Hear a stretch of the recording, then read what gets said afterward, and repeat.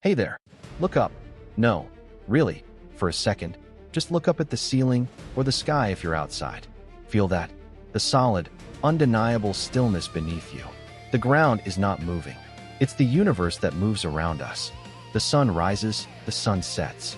It's so obvious our ancestors didn't even question it for thousands of years. It was common sense. And then, one quiet man, with a single idea, took that stable ground and yanked it right out from under human civilization. Welcome back. I'm Ibnul J. Farabi, and this is The Great Conversation.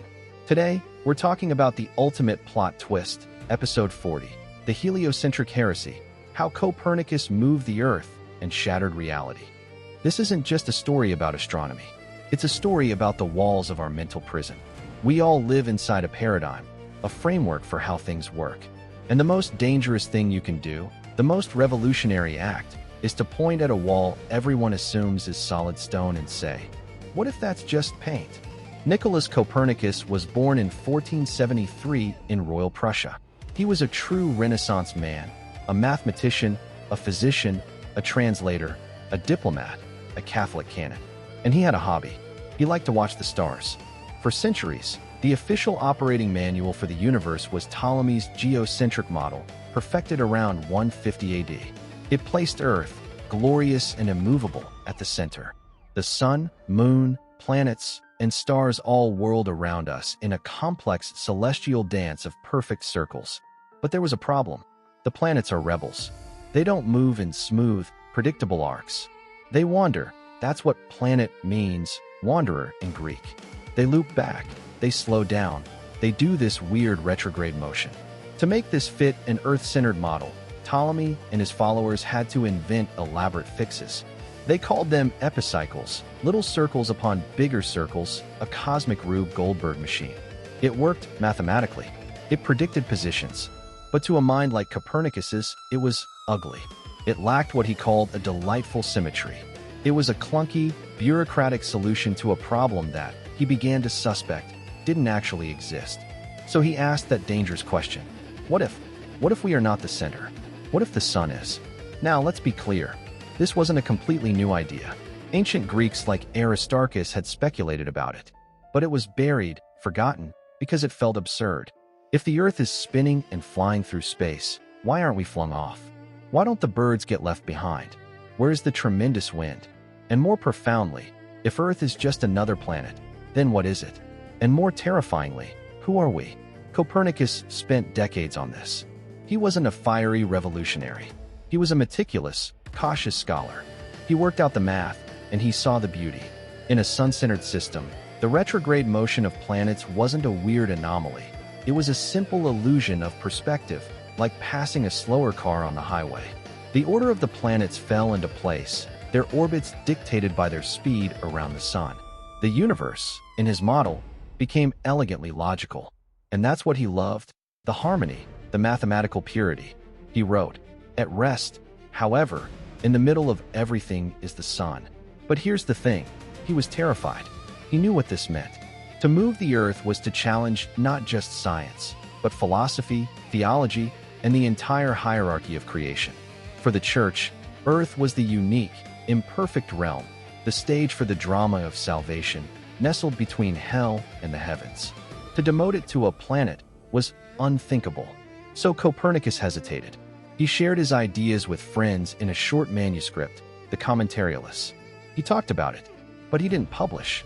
The pressure finally came from a young mathematician named George Joachim Rheticus, who traveled to study with the master. Rheticus was enthralled. He published a first account, the Narratio Prima, and basically nagged Copernicus for years to publish the full work. Legend has it that the first printed copy of De Revolutionibus Orbium Coelestium, on the revolutions of the heavenly spheres, was placed into Copernicus's hands on the very day he died, in 1543. He supposedly woke from a stroke-induced coma, looked at it, and then passed away. It's almost too poetic to be true, but it fits. A man leaving the world just as he had irrevocably changed it. And he did change it, but not with a bang. The book was technical, dense, and it included a preface, secretly added by a nervous Lutheran pastor named Andreas Osiander, that basically said, "This is just a mathematical hypothesis, a convenient calculating tool, not necessarily the truth. This preface likely saved the book from immediate condemnation. For decades, it was a tool for astronomers and a curiosity for philosophers.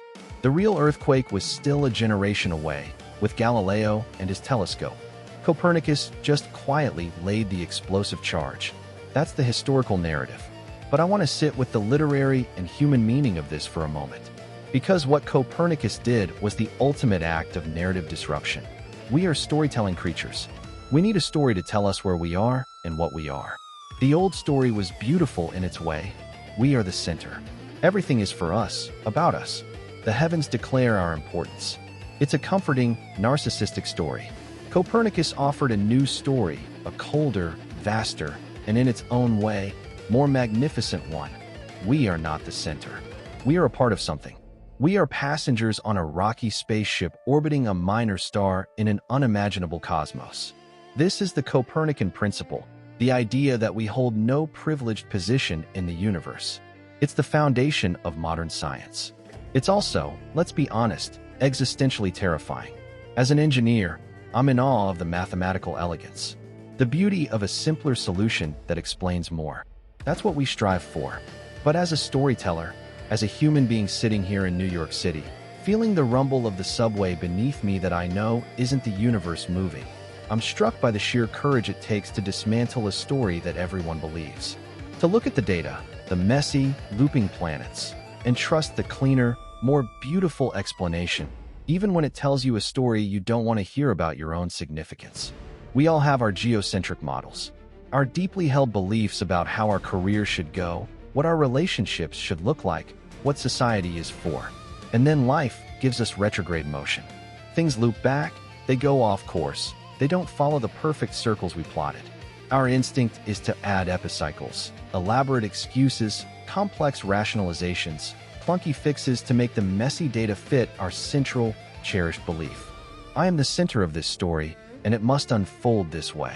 The Copernican move is to have the bravery to ask, what if the center is elsewhere? What if the story isn't about what I assumed it was about? What if my truth is just a point of perspective? It's a humbling, destabilizing, and ultimately liberating thought.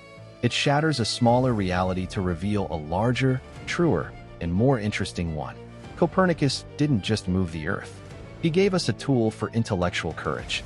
He taught us that the most obvious truth, the ground beneath our feet, might be the very illusion we need to question to move forward. He traded cosmic privilege for cosmic belonging. We are not at the center, but we are, for the first time, truly participants in a vast, rational, and stunning universe.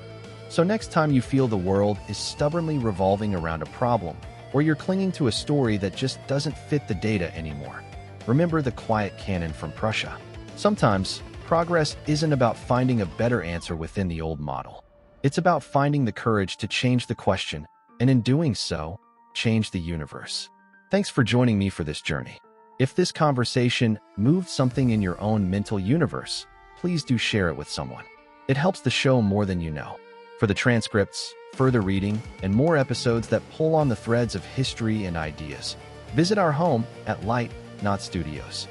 https://www.lightnotstudios.com. I'm Ibnul J. Farabi. Until next time, keep looking up and questioning what you see.